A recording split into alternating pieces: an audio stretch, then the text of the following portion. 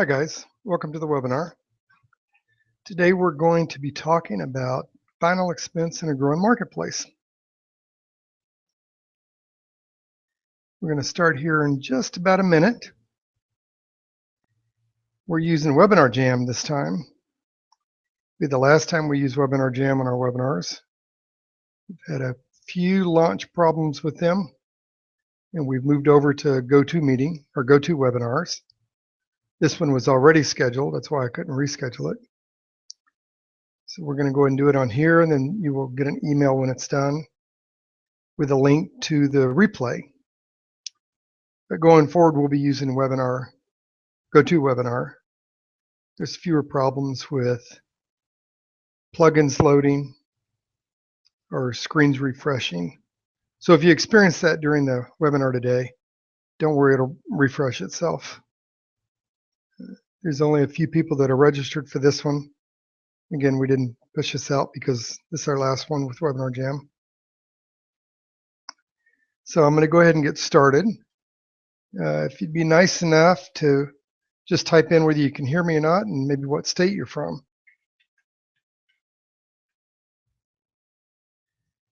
Just want to make sure everyone can hear me okay.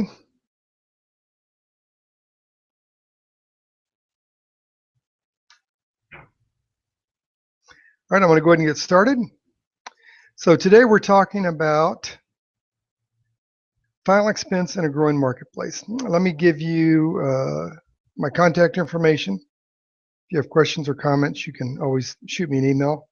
I do reply to the emails. I usually reply within 24 hours. If for some reason I don't reply, just shoot me a reminder, but I'm pretty good about doing that. I want to share with you a little bit about my background. I was born and raised in Chattanooga, Tennessee. Probably been in marketing my whole life because as a kid, my mom used to tote me around supporting the March of Dimes and preacher tents and all that kind of stuff. I wore brace corset and crutches till I was about 16 years old. I had 7 muscle transplants, spent 9 months in a body cast, and I didn't have to wear all that equipment anymore. I still have a limp when I walk. And when I was about 22 years old, I started with John Hancock. Back when insurance companies were debit companies. I was a debit agent. I stayed with them for a couple of years. I left them in 1980, went over to Combined Insurance Company. I was the old door-to-door guy back when we sold the Little Giants for $20 and the $12.50 tag-on health plans. My biggest week was 150 Giants with 25 tag-ons in a week. You had to do that for 4 weeks in a row in order to get your Ruby. I got my initial and Pearl, my Ruby. I was a field trainer and a regional with them. Like a lot of people in the insurance industry or most sales jobs, I was in and out of it. I left the insurance industry in the mid-'80s, and my beautiful wife of 30 years and I, we started group homes for abused and emotionally disturbed children. I've always enjoyed working with kids and wanted to give back to kids. My wife's a social worker by trade. You'll see this is in 1991. We'd already had our group homes for a couple of years by then.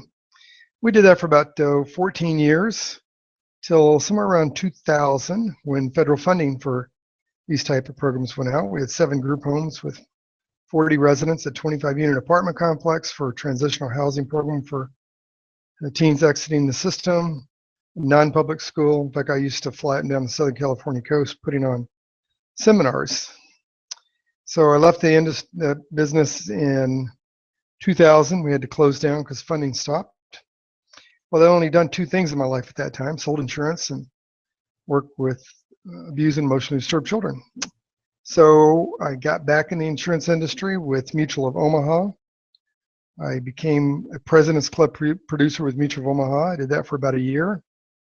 I left the Mutual of Omaha and went out on my own for about a year, doing senior seminars and actually training agents on how to do seminars. I became an agency manager with a carrier out of Iowa. After a few months, they promoted me and moved my family to Iowa. I have 6 kids and 4 grandkids. They moved us to Iowa. I ran a career distribution.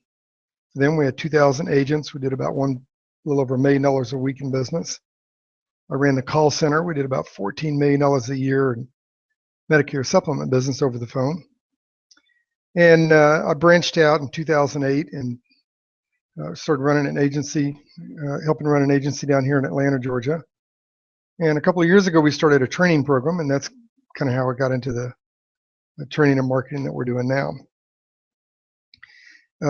I've been running that program now for probably since 2009. And our website is Seven Figure Sales Tools. I had a heart attack last April. I had a pacemaker put in. And so my wife said, you need to get this training business going so you don't have to drive in. I live in Conyers, Georgia. Our office is in Marietta. It's about a 45-minute drive or maybe more with Atlanta traffic. So I said, yes, boss. And that's what we're doing. So let's go ahead and get started. That tells you a little bit about my background. I've been interviewed by the Wealth Channel through American College. I've been interviewed by Scott Drake with Annuity News Now. I write a lot of articles for industry-related magazines, Life Insurance Selling, Senior Market Advisor, Retirement Advisors. This is Insurance News Net. I wrote an article for them in December that's been pretty popular. It's the formula for earning $100,000 a year. In fact, that article is on the website when you become a member of our site. I'll be glad to email that article to anybody who wants a copy of it. If you get Insurance News Net magazine, I'm in there this month. In the March issue, I have an article called How to Prevent These 5 IRA Transfer Mistakes. So the training you're going to go through today is not theory. It's not product training like carriers do. Product training has absolutely nothing to do with sales training. These are techniques that I've learned and used myself over the years to make a great deal of money. Let's get started. Now you can actually go to Amazon and get my book, The Sidewalker Executive. There's also a workbook called the Sidewalker Executive Workbook. And this is how I teach my course when we do it live and do workshops. So today we're going to talk about final expense scripting to convert. That means we're going to look at the final expense market. We're going to look at what a profile client is. We're going to talk about how to get that scripting together and what you need to do to make yourself different. So let's look at a target market of a profile client in the senior market. That would be a male turning 65 and his wife on average is about how old? About 62, right? So there's 3 things that this male is going to do as he ages into this next phase of his life, almost without exception. He's going to sign up for Social Security. When he signs up for Social Security, he's going to automatically be enrolled in Medicare. In fact, if he chooses to continue working for a couple of years, he would have to opt out of Part B of Medicare. And 80% of these individuals are going to get some type of supplement anyway. We call this predictable buying behaviors. And the reason I say it's predictable buying behaviors is because this is the most studied market in a generation. The baby boomer generation are those individuals born from 1946 to 1964. And over an 18-year period of time, these 78 million individuals all experience life events at the exact same time. Their parents bought baby cribs and diapers. They bought walkers and playpens. They bought tricycles and bikes. They watched Mickey Mouse, Roy Rogers, The Wild Kingdom, all at the same time. They hula hooped and they danced to the Beatles. They watched the Dave Clark show. They all experience life events at the exact same time. It's predictable. In fact, if you were going to have a business during this time, wouldn't it have been nice to know that these 78 million individuals were aging into each phase of their life at the same time? What a huge market. So the reason I call them predictable buying behaviors is the exact same thing is happening right now. That means that starting in January of 2011, the first baby boomer started turning 65. And over the next 18 years, you're going to have some 10,000 individuals a day aging into this marketplace. They are the most studied market in a generation. We already know what they're going to do. Now, let's walk through the 3 things they're going to do almost without exception again, and I'm going to show you how we already know what they're going to do. They're going to sign up for Social Security. When they sign up for Social Security, they're going to automatically be enrolled in Medicare. In fact, if they continue to work, they're going to have to opt out of Part B. And 80% are going to get some kind of supplemental plan anyway. So we already know what they're going to buy. We know they're going to get a supplement. We know when they're going to buy it. They're going to buy it when they retire. We know how much they're going to pay for it because every plan is filed in every state around the country, right? And we already know where they're going to get the money to pay for this. If he's 65 and his wife's 62, they've been paying for health insurance for 30 years or more. Even if they have group coverage, they're still going to be paying for dependent coverage, right? So they've already got the premium dollars in their monthly disposable income. And the only person who's surprised that we already know what they're going to buy, when they're going to buy, how much they're going to pay for it, and where they're going to get the money to pay for it is the insurance agent. The consumer already knows this. And here's what's going to happen. When he purchases that supplemental plan, whether it's a MedSup or a MedAdvantage plan, he's going to reposition the money that he's already spending in his monthly disposable income to pay for that supplemental plan. That means that we know he's got the money to solve the problems that he's going to go through anyway. Now, here's the other thing about this market and the concept of predictability. Most of us, not everybody, but most of us have our peer group with an age range of about 5 years of our own age. That means that if he's turning 65, he already knows somebody who's 70. He already knows somebody who's got Social Security, that has gone on Medicare, that's gotten a supplemental. In fact, he's probably knows somebody who's got a supplemental, had a rate increase, and changed plans to a different carrier. He already knows people that have had their income drop when they retired, but their expenses go up. Again, the only person this is a surprise to in most cases is the insurance agent. So we know these are predictable buying behaviors. And because these are predictable buying behaviors, this is why I'm going to encourage you to plug in your final expense product during this conversation. And I'm going to show you the difference. Sam, I'm sorry about the audio going in and out. This is why I'm not going to use Webinar Jam anymore, but just your screen will refresh and it will come back up again. This has been recorded and I'll send it out to everybody. But this is why I'm going to show you why you should include final expense at this part of your conversation and how it makes you different. We're going to talk about how to be different with your prospects. So you want to package final expense, but let's look at something else. When we look at this target market, when we look at this profile client of a male turning 65 and his wife's about 62, what's the other thing that's going to happen? When he comes off their health plan, whether it's an individual plan or a group plan, when he comes off that health plan, what's the wife going to have to do? She's going to have to pick up her own major med or simplified issue plan, maybe package with an accident or critical illness rider. And that gives you the opportunity to do two things. It gives you the opportunity to pick up more wallet share in the house. Wallet share is where they spend more of their disposable income with you on a solution with you. And you build in a future client. Why do you build in a future client? As his wife ages in 2 or 3 years down the road, as she ages into this next phase of her life, what do we know are the three things that she's going to do almost without exception?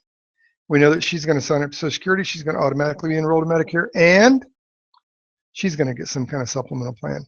Where will she get the premium dollars to pay for that? Well, because she's already spending her premium dollars on a health plan with you. See how you pick up wallet share and build in a future client? Let's just extrapolate from that. We said when she turns 65, she's going to age into Medicare. So let's look at this client now. He's getting about $1,341 a month from Social Security. You can go to socialsecurity.gov.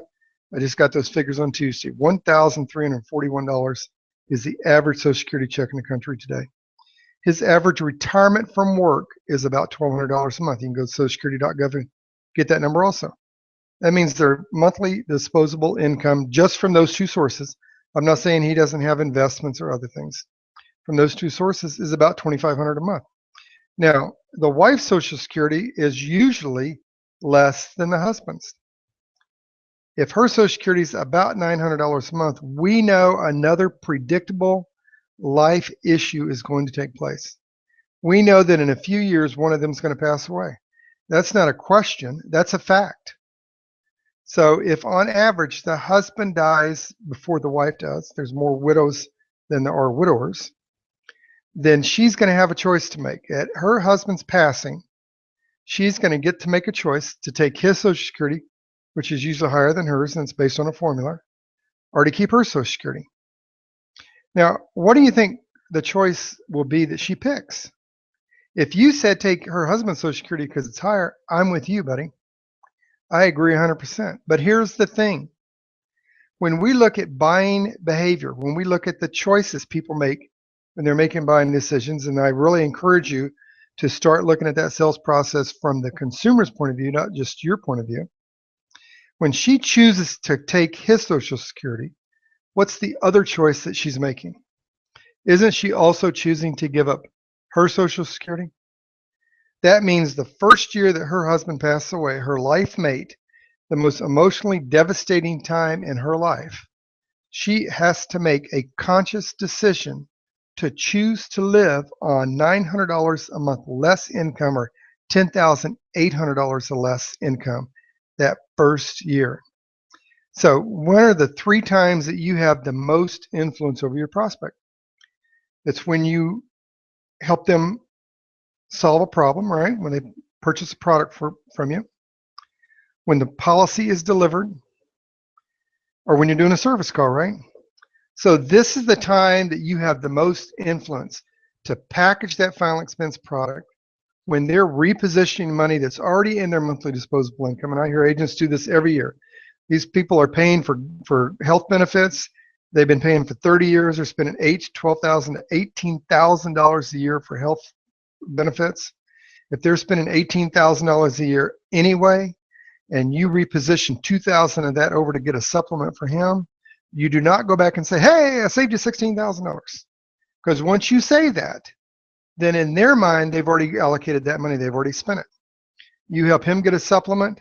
You package it with a final expense product. You help her get a standalone health plan, and you still put $4,000 to $6,000 back in their pocket. In other words, what you're going to do is you're going to take your script and you're going to package a solution to a problem that they already know is going to happen. They already know a couple where the husband passed away and the wife lost that Social Security income. My mom died when she was 88 years old from vascular dementia. She lived with my wife and I in Conyers, Georgia, the last couple of years of her life. She died on June 20th of 2012. I notified Social Security on June 24th. I was one of the executives of the first state, and she had a good estate plan. She had a good agent, me. And when I notified Social Security in July, just a week and a half later, her check didn't come. That income stops immediately. Before he's in the ground, she won't get another check. That means over a 10-year period of time, she's choosing to lose $108,000. You can help with that. Now, I wrote an article a little while back called Social Security Tax Surprise, and it talks about that exact subject, dealing with the taxes that people pay on their income. She's going to lose her Social Security income by making the choice to take his Social Security income. And that the time to talk about that is the time you can help them solve the problem. So let's talk about the 4 things that seniors are concerned about. The 4 things that this 76 or 78 million baby boomers are concerned about is managing the cost of doctors, managing the cost of hospitals, managing the cost of prescriptions, recovering at home after a procedure, are not leaving a financial burden to their family. In other words, they're concerned about leaving a legacy for their family. Now, what I'm going to encourage you to do is to think out of the box. If you want to make more, you have to get better. If you use the same approach as every other product hawking, price hawking salesperson out there to talk about final expense, if you use the same script, if you use the same presentation with the same old tired, sad points, and you use the same close as every other salesperson talking to your prospect, then who are you to the consumer? Aren't you just another agent? Is that what you expected to be to them, as just another agent? Or do you want to do something to make yourself different to them? Listen, the traditional approach is I can save you money on your premium, I can get you the best rate, I want to explain Medicare to you. That's the traditional approach. And when you say I can save you, I want to explain, is the sales presentation you're about to make about them, or is it about you? Because it sounds like it's about you when you say I can save you money. What we want to do is we want to talk to prospects about the things they use the most in the order they use those things. And keep in mind, people like two things. They like to hear their name and they like to have their opinion asked.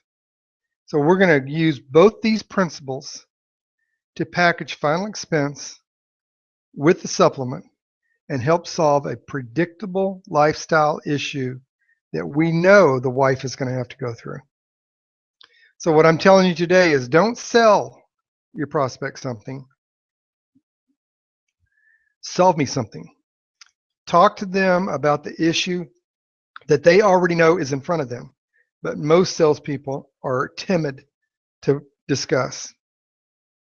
So let's talk about the financial hazards when death occurs. We know that there's two of them. We know that there's the final expense gap, and that's paying for the burial expenses. And we know there's the one that I just pointed out to you that I think is the low-hanging fruit and will fit in with your Medicare supplement script that we teach. We went through that class the other day. You can email me and get the replay of that if you want. So these are the two hazards that we're going to talk about today. So we'll talk about the first one, and that's the final expense gap. So most salesmen who sells final expense, they go through this exact same tired presentation. They talk about where will they get the money from. Well, they either have to borrow it, get cash, go to their family, or have insurance for final expense. Those are the talking points, right? You've heard those before. You've sat in on trainings where you got the exact same thing. You discuss the responsibility of final expense. We try and guilt them into it. There's pre-funeral home expenses. That's the ambulance, paramedical fees, hospital emergency room physician fees, and other expenses. I'm not saying those expenses don't exist. I get that. It does. But I also know what most people say when we talk to them about final expense and paying for those expenses. They say, oh, I've already got that taken care of. I've already got that set aside. And then we try and scare them into it. We say, well, there's professional service charges, transfer of the deceased. Now, that's true. That my mom lived with us in Conyers, Georgia. She was from Knoxville, Tennessee. Her funeral was prepaid for. But when she passed away in Conyers, Georgia, we had to get an ambulance to transport her back to Knoxville, Tennessee. So that is an expense that's going to have to be paid. There's the viewing facilities, other preparations, the hearse, the casket. We always go through those expenses with them. You've sat in on trainings where you've seen that before. You probably have this presentation. And there's the burial expenses. That's the cemetery plot, the headstone engraving, opening, closing, embalming. Again, we try and scare them into buying a final expense plan because they're going to have to spend this money.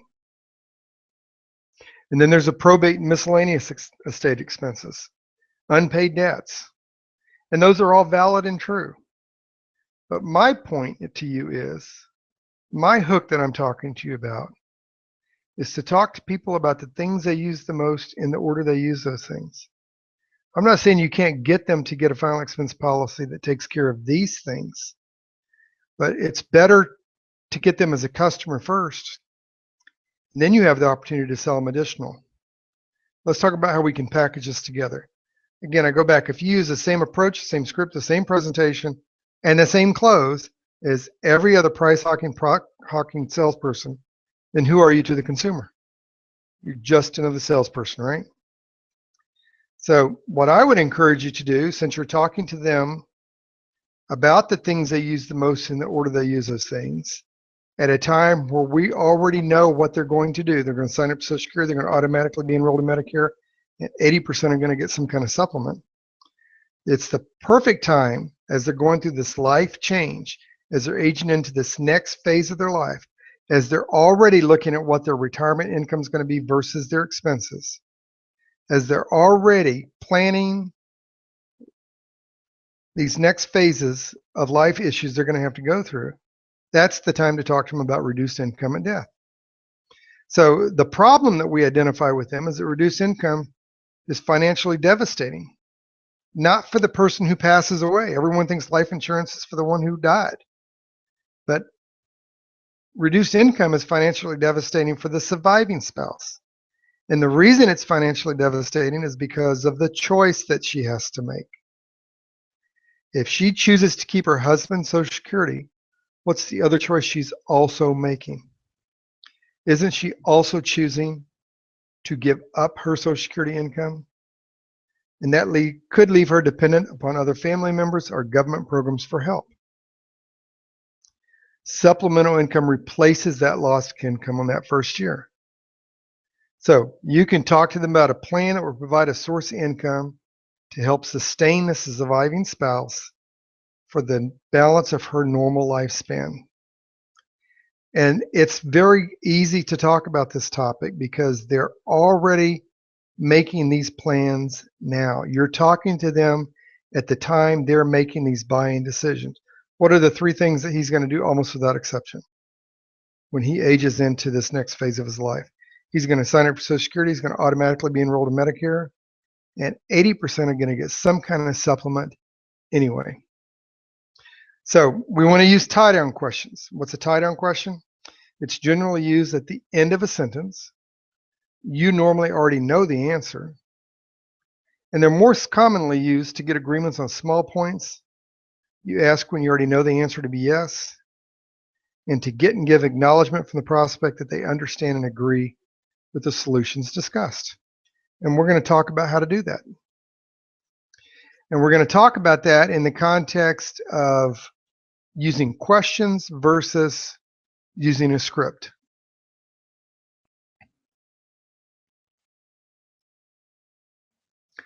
So the questions we use is, Mary, now as you age, do you think you get more healthy or less healthy?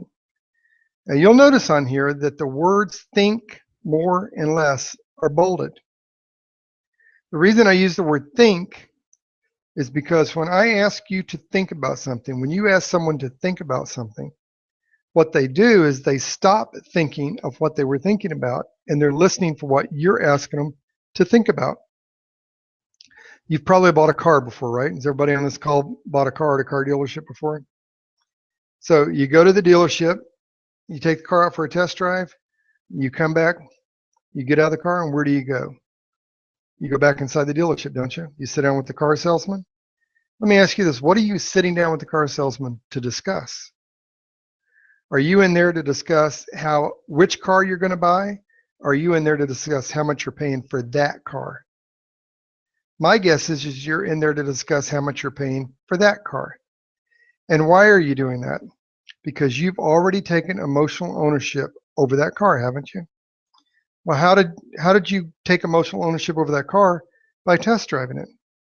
Well, before you took the car on the test drive, when you got behind the wheel, before you left the dealer's lot, did you make any adjustments to the car?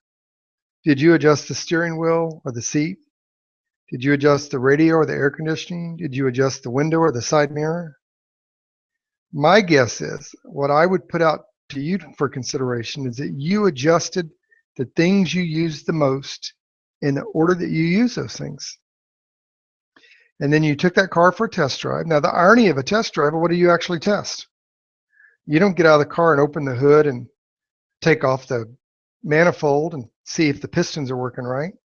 You don't take the wheel off and check to make sure that the master cylinder on the brake is working right, do you? What are you testing when you test drive the car? Aren't you testing the things you use the most in the order you use them? Don't you make those adjustments to the things on that car to make the car fit you? So here's the question. When you're talking to your prospects, how do you let them adjust the product or service that you're talking to them about so that it fits them? It's very difficult to do, isn't it? So one of the ways you can do this is by learning to ask tie-down questions with trial closes. So let's go back to this example again. I'll show you how we're going to include final expense on this. So John, let me ask you a question. As you age, do you think you get more healthy or less healthy? Now, using the car analogy, the reason I use the word think is that when I ask him to think about what I'm about to ask him, what he does is he takes the gear shift of objection and he puts it in neutral. And the reason he puts it in neutral is he's waiting to hear what I'm going to ask him to think about. Now, the words that are bolded so that you can add emphasis to those words. And that creates an emotional buy-in so that they take emotional ownership over the answer they give you because you're talking to them about the things they use the most in the order they use those things. Now, John, do you mind if I ask you a question? As you age, do you think you get more healthy or less healthy? The great thing about learning how to ask good questions is you only ask questions you already know the answer to. Bob Thurston taught me years ago, do you want to learn sales presentation the way you sell, or you want to learn sales presentation the way 80% of your prospects buy? What I like about asking questions that I already know the answer to is that I get fewer objections because I build the objections into the questions. So when I say, now, John, let me ask you a question. As you age, do you think you get more healthy or less healthy? Well, Lloyd, most people are going to get less healthy. Well, John, I agree with you. Now, let me ask you this. As you get less healthy, do you believe your medical expenses will be more expensive or less expensive? Notice that I add emphasis on the words that are bolded. And the reason for that is I want to use my tone of voice, the articulation of my voice, and I want to use voice inflection to direct his mind to the issues that I want him to think about. That's why I add emphasis on those words. And I already know what his answer is going to be 80% of the time. Yeah, you're going to get that 20% of that smart aleck that, mine are going to get less expensive. I've got that covered. You're always going to have that kind of prospect. What I would tell you is if that happens to you 3 out of 5 presentations, you've got the wrong prospect. You probably shouldn't be making your full presentation anyway, but that's for another training. So I already know what he's going to say. He's going to say, well, Lloyd, their expense is going to get more expensive because I'm less healthy. Now, this is where most salespeople trip over themselves. This is where most salespeople set themselves up for failure because they're too quick to want to give the answer. I can save you money. I can get you a better plan. What you need to do is you need to ask a dominant trial close question and let it hang out there like garlic on a good spaghetti. And that is, John, is that what you're planning on? And the reason you want that to hang out there is you want him to emotionally own the problem he just identified. He just said that he gets less healthy as he gets older. He just said that his medical expenses are going to go up. And you want him to own, is that what you're planning on? Now, that leads you to the next question. This is how I'm going to package final expense into this. I said, now, John, when you think about your retirement, do you believe now I did this as a husband and wife. I'm just going to talk about it as I'm talking to the male about his wife. Now, John, when you think about your retirement, do you believe that your Social Security is going to get, that your wife's Social Security that your Social Security is going to be higher than your wife's or less than yours? So the question I'm going to ask him is, now, John, when you think about your retirement, do you believe that your Social Security would be higher than your wife's or less than your wife's? Now, I already know the answer. 80% of the time, the answer, he's going to say, well, mine's higher than hers. Now, when you pass away, will your wife's Social Security maybe lower than yours in most cases, or can she choose to keep your Social Security, which is higher? What would you expect her to do? You see how that works? So now, John, when you think about your retirement, do you believe your Social Security will be higher than your wife's or lower? Well, it's going to be higher than hers. And when you pass away, do you think that she should take your Social Security because it's higher or keep hers because it's lower? What do you expect her to do? You see how that question works? It's such a perfect question because he gets to identify the problem we're talking about. And when he says, well, she should take mine because it's higher, then I get to point out to him the lost income. And I'm pointing out to him because it becomes whose idea? His idea. Now, John, when she makes that choice to take your Social Security because it's higher, isn't she also making a choice to lose her Social Security? If it's somewhere around $900 a month, isn't she choosing to live on $10,000 a year less income the first year you pass away? Is that what you're expecting her to live on? Isn't that a great question? Now, I acknowledge that most salespeople don't have the intestinal fortitude to ask that question because it's uncomfortable. But here's the difference between selling with finesse and selling with techniques. Listeners, 4 things seniors won't change, almost without exception. Seniors won't change their doctor. Seniors won't change their dentist. Most seniors won't change their local newspaper. And they won't change their trusted advisor, and that needs to be you. And the trusted advisor is the one that's going to ask them the hard questions. I'm going to go back to what I said at the beginning of this call today. The only person that this is a surprise to, in most cases, is the salesperson, is the insurance agent. Their peer group, this profile client's peer group, is within 5 years of their age. They already know people that this has happened to. This is not a surprise. So here is the dominant closing question. What plan do you have to replace at least that first year's lost income? You see how that works? I already know what he's going to say. Well, no, I didn't think about it. No, I didn't plan on her living on less money. What plan do you have?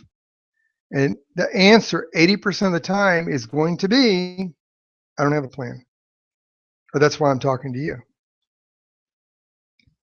So then we go back to the Medicare supplement script, and I'm going to show you how this all fits together. So here's the script that we're talking about, the tie-down questions.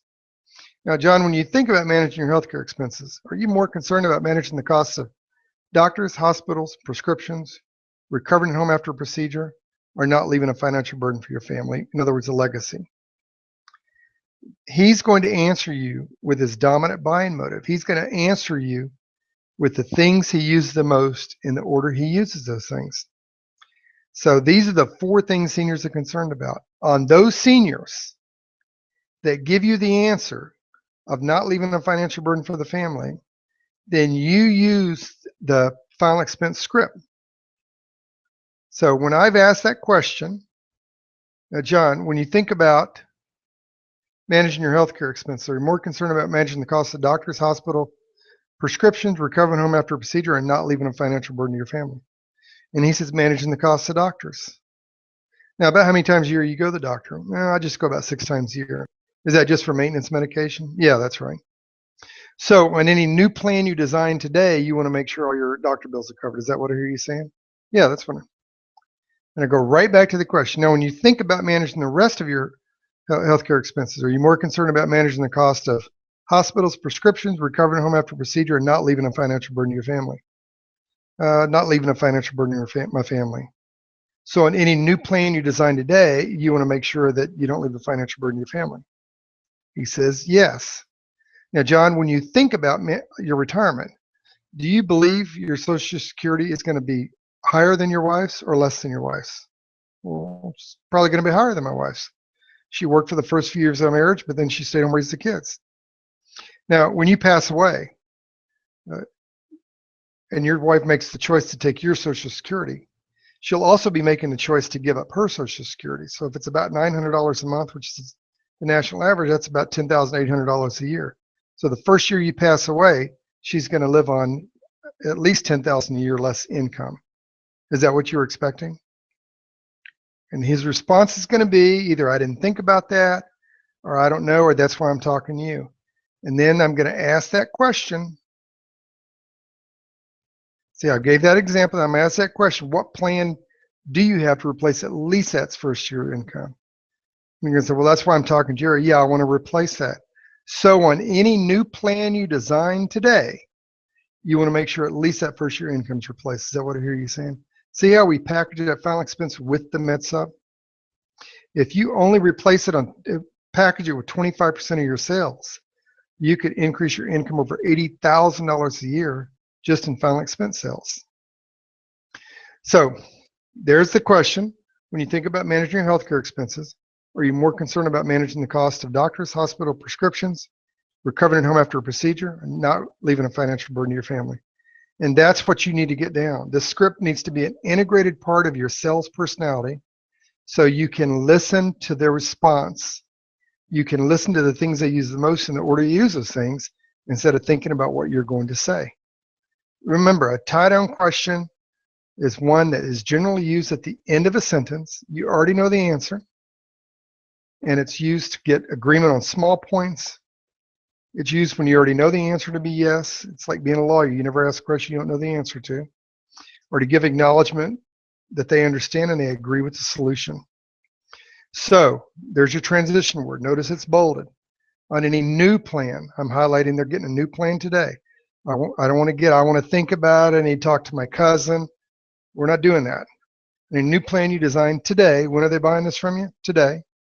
You want to make sure, and then you go right through what you just, the four things that matter the most to them.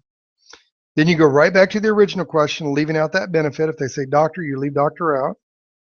Now, when you think about managing the rest of your healthcare expenses, this is where you add back in the final expense of it.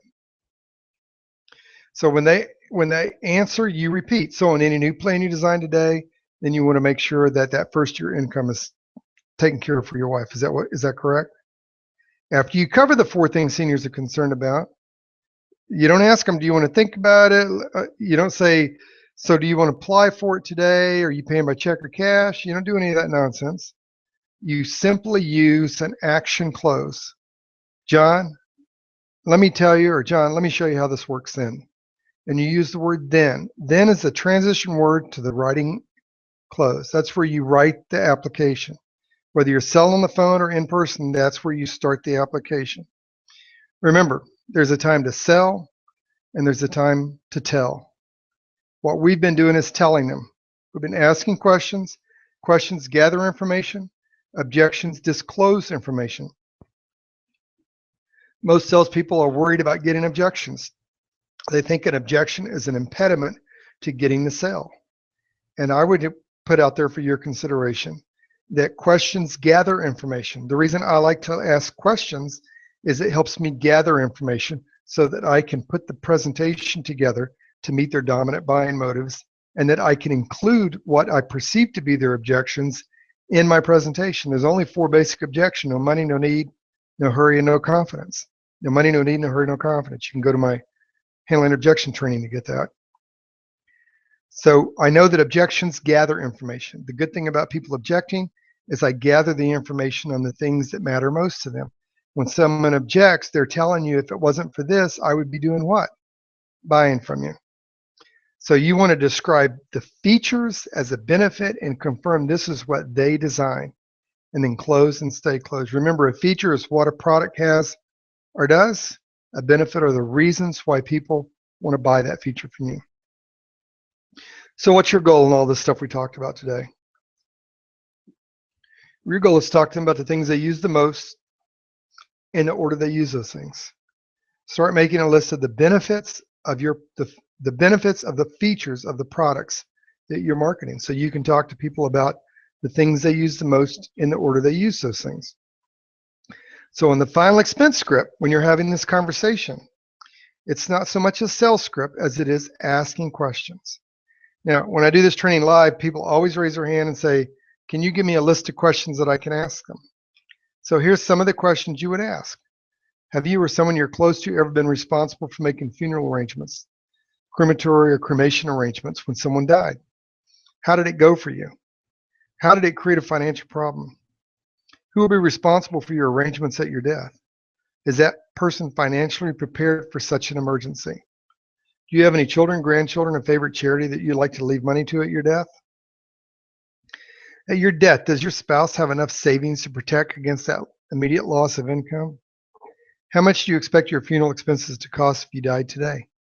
Now, the reason I'm giving you these questions is because when you use the trial close questions of the 4 things that matter most to people, it often opens up a conversation.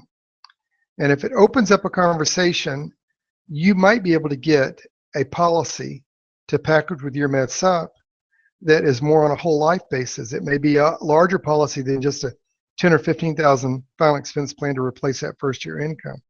And it's important to have the questions available so you don't go in the selling mode, you can stay in the telling mode. Remember, questions gather information, objections disclose information. For example, here's part of this question: how much would you expect your funeral to cost? People always say, well, I've got money set aside for a funeral. When did you set that money aside? Oh, we did that 10 years ago. So do you think the same arrangements would, how much would they cost when you turn 80 as they did when you were 50 and set the money aside? I know that if someone is 65 today and they had $8,500 funeral at today's prices, that works out to $18,000 at age 85. It works out to $27,000 at age 95. So that's kind of conversation I can have because I've already got these questions as an integrated part of my sales personality. I don't have to think about what I'm going to say. Do you realize your bank account and assets are not available to your children immediately at your death? Unless you have a joint account, and that opens up a whole other set of problems. Are you aware there are final expense insurance policies that can be paid with a single premium, an annual payment, an affordable monthly premium? See, these are questions that give you more bullets in your gun when you're having this conversation. Do you have any health conditions that have caused you to be turned down for insurance? Who would be the beneficiary of your insurance policy? If you don't take out the final expense policy, what alternative plan will your family use to pay these expenses? So when you use the 4 things seniors are concerned about question format and the conversation opens up on final expense, these are the kind of questions you need to have prepared as a part of your integrated sales personality. Keep in mind, benefits do not decrease, premiums don't increase, policy cannot be canceled because of their age. They get protection from the first day they have the policy in effect. The benefits are tax-free, and it's a one application process. In fact, if you sold like with Mutual of Omaha, you could sell the med sup and final expense all in the same process. So what I just talked about are the benefits of the features of a product. That's why I put that up there so you can see the benefits. Here's another example. These is how things can be used, not what they do. It can be left to their spouse, to their children, to their church, to their favorite charity. Can pay for their funeral expenses, provide income to a surviving spouse, or left behind for special needs children. I had a client that left money behind for a special needs child. And we get back to the same tired old conversation. What are their choices? Rely on family, spend down, borrow. But let me tell you something. This generation already understands the importance of transferring financial risk from themselves to an insurance company. A male 65, his wife 62, they've already experienced the life changes that takes place in building a life together. They've had children and lost children. They've had jobs and lost jobs. Some of them have had houses and lost houses. They already understand the importance of transferring financial risk from themselves to an insurance company. The only person this is unusual to is the insurance agent. So again, what's the solution you want to talk to them about? A plan that will provide a source of income to the surviving spouse to help sustain her. And you want to talk about it at the time they're making these buying decisions anyway.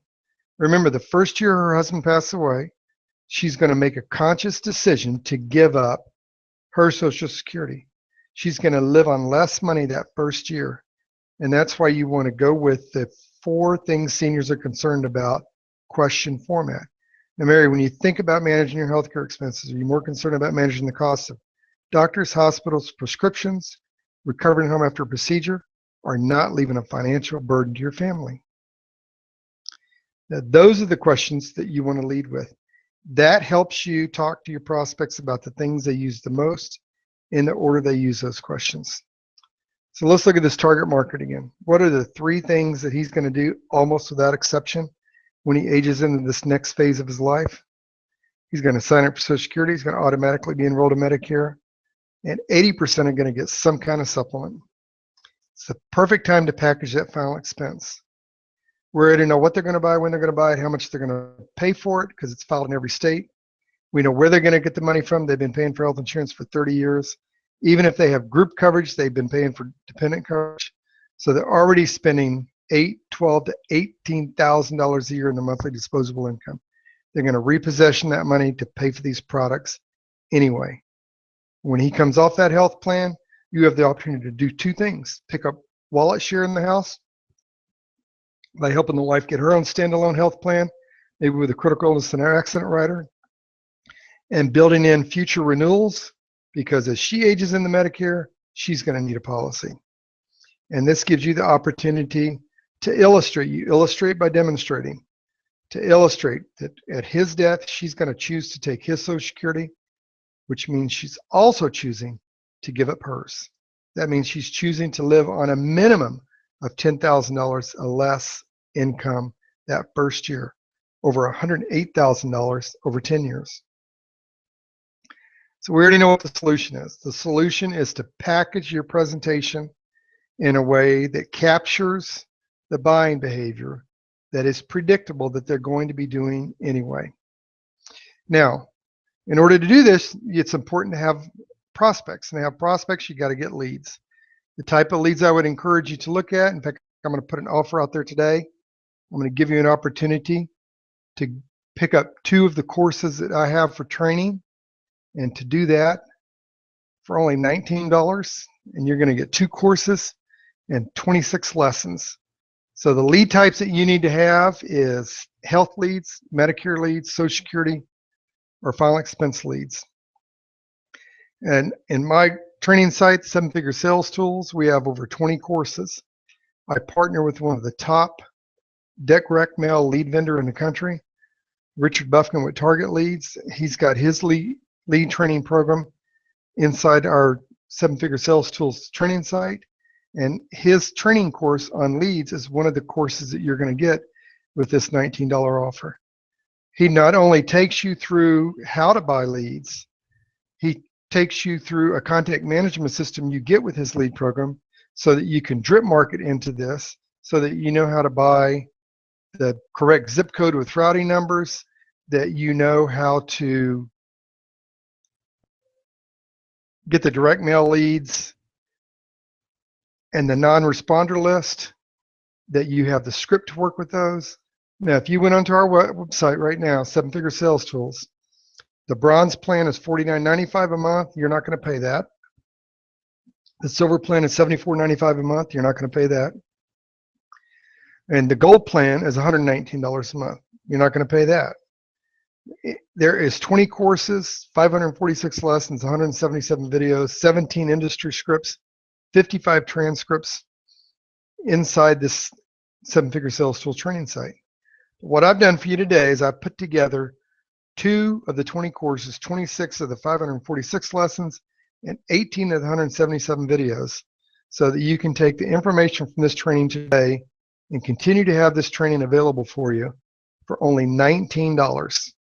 So a one-time cost of $19. When you get into the website, you click on the content where you see right up here, you see the content, you click on content, and you're going to get the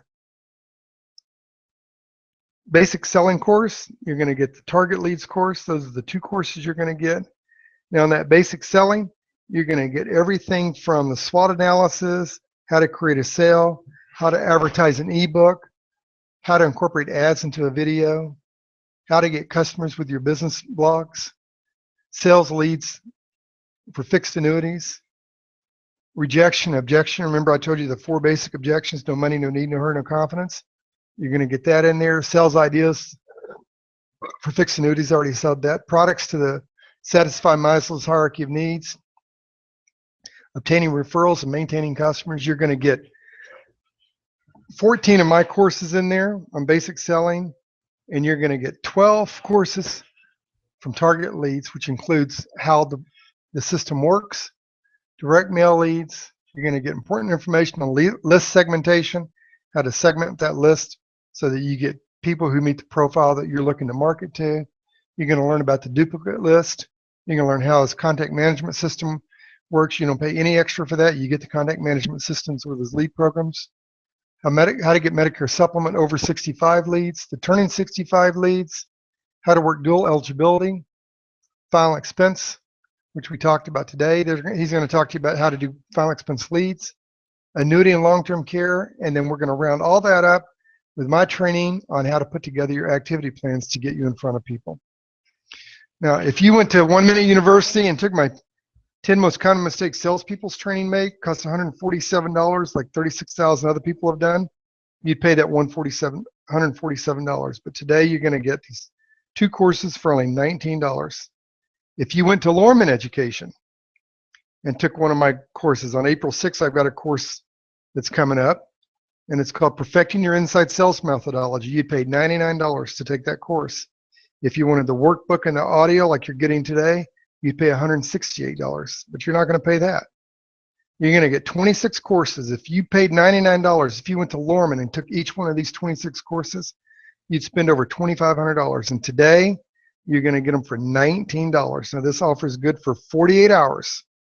From the time you click the link, you've got 48 hours. It's only $19. You get 2 of the 20 courses, 26 of the 546 lessons, and 18 of the 177 videos.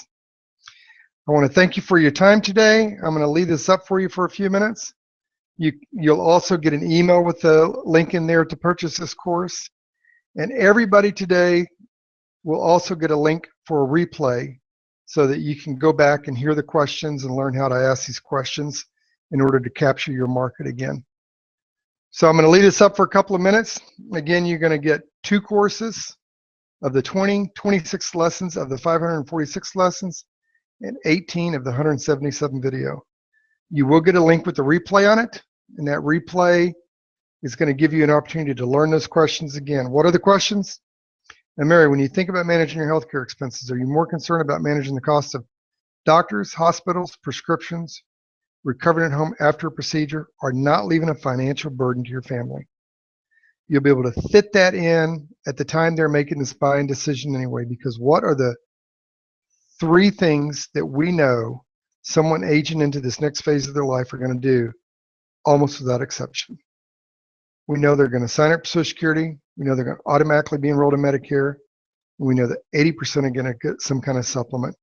And that's the perfect time for you to package these products together. So take advantage of the offer while it's up. You're going to get an email shortly that will have a link to the offer. You will also have an email with a replay of this video. Feel free to share the replay of this video with any of the people that you know that you think could benefit from it. You've got my email address. If you got any questions or comments, feel free to contact me. And so we're going to go ahead and end the webinar now. Thanks for your time, guys. Go out there and make some money.